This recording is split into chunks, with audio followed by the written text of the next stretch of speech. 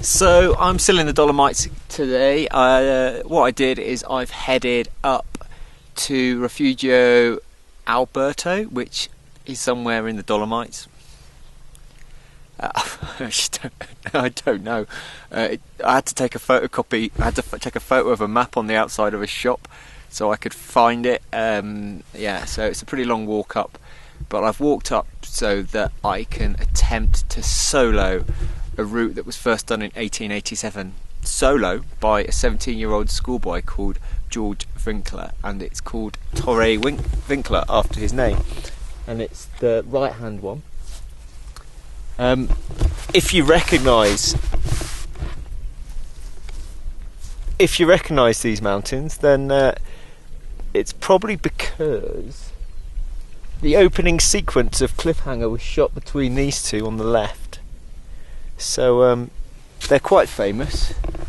Hopefully my black diamond buckle won't disintegrate as I'm abseiling off. But yeah, so I'm going to go up and come back down, and yeah, just a very long, like about 3-hour approach, most of it just uphill. I left in the afternoon and it's clouded over a bit. I just hope it clears through. It's a bit brighter that way than it is that way, and it's moving that way, so with any luck, fingers crossed, tomorrow I'll head up and have a go at Fischer Winkler. So it's pretty atmospheric this morning. Had some pretty nice night. There was some pretty amazing views as the clouds clear. Now just walking in. The route. The flag is kind of coming and going, so hopefully we'll have some views from the top.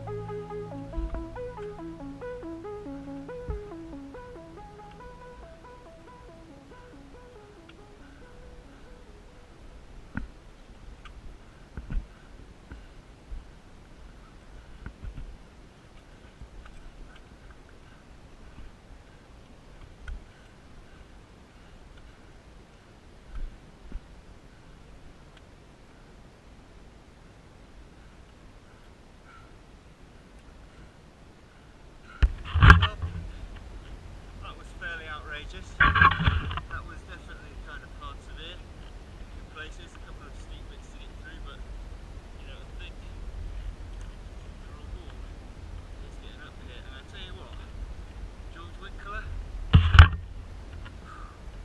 you had the cojones. Cojones massive, man.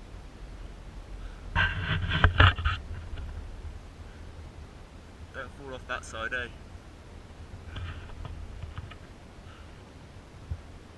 So it's quite a complex descent involving multiple abseils. So I might just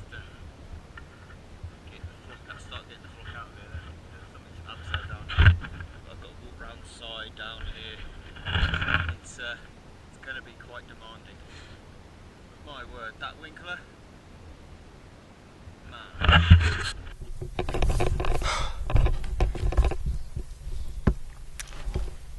So I've just got down and it's got to be one of the most exposed routes I've ever soloed. I mean, I knew it was going to be within my grade, and it was.